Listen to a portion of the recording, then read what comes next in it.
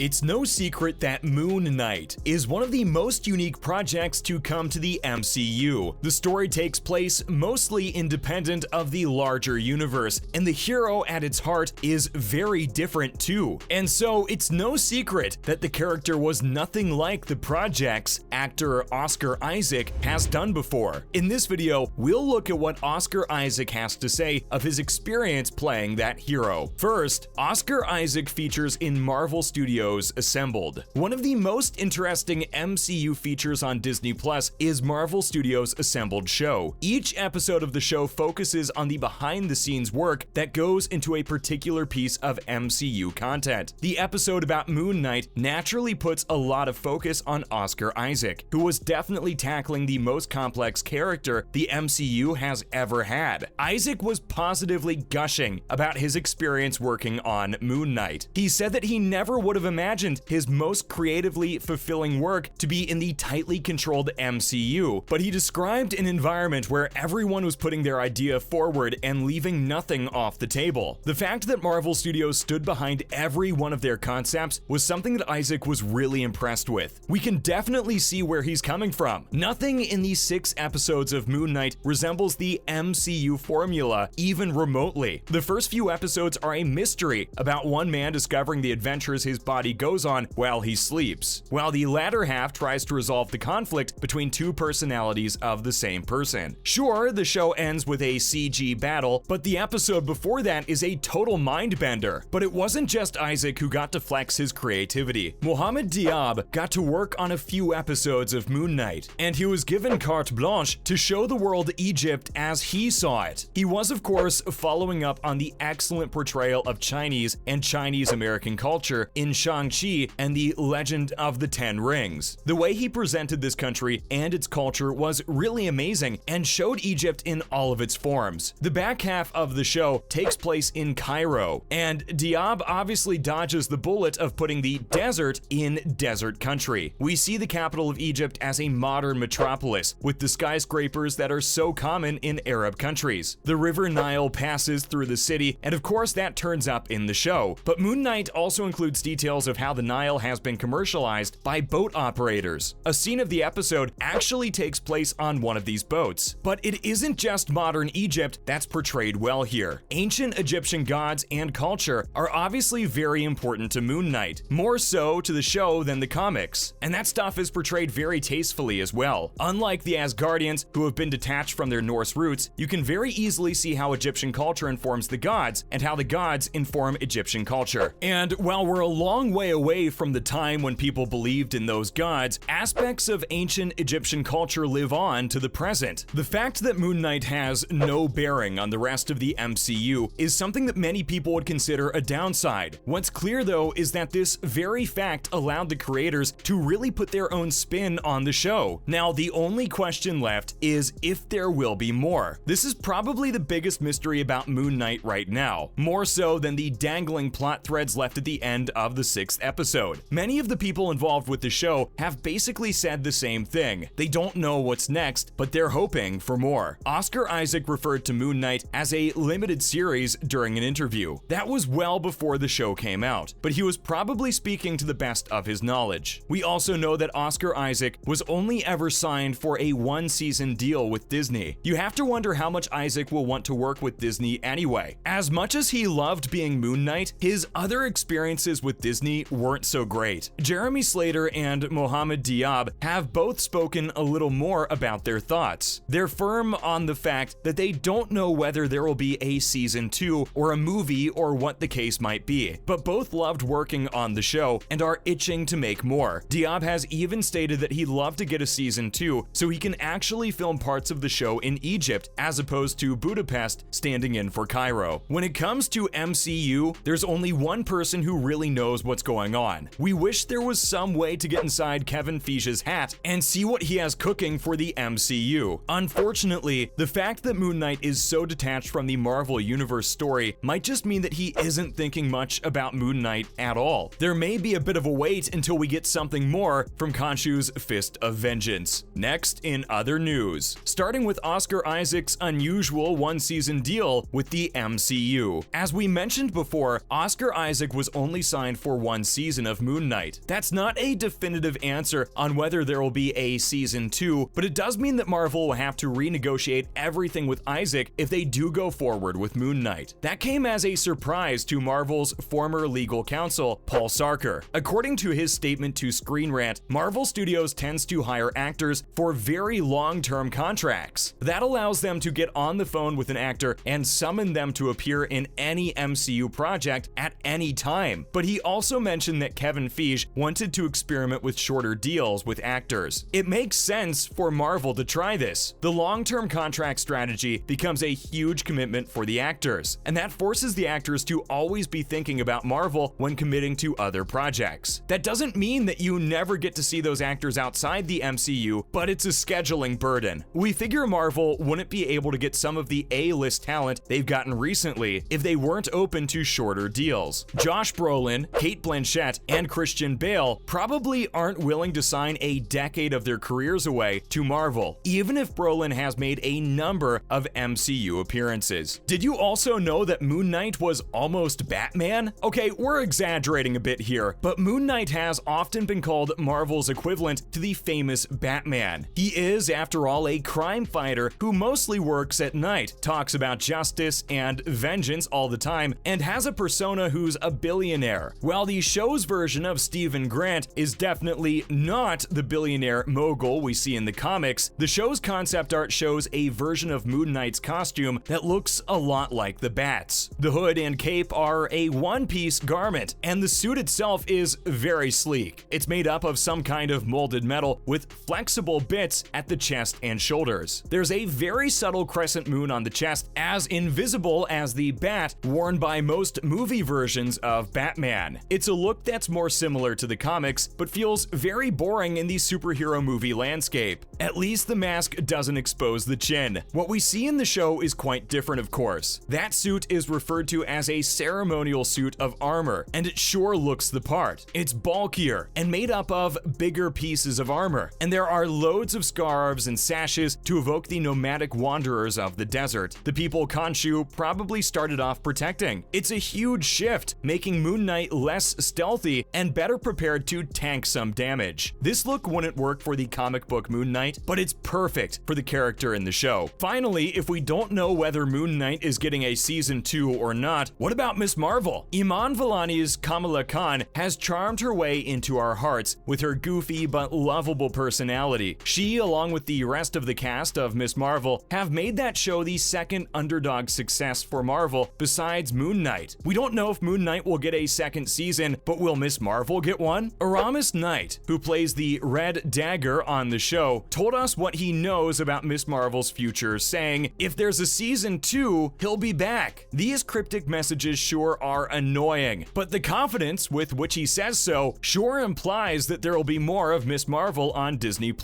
Unlike Moon Knight, we do know where we can catch Kamala after the finale of her show airs this week. She'll be joining her hero Carol Danvers and her friend Monica Rambeau in The Marvels, which is hitting theaters in July 2023. That's all we have for you today. What did you think of Moon Knight? Do you agree with Oscar Isaac about its creativity? And are you excited for season 2? Let us know in the comments below. And don't forget to like, share, and subscribe.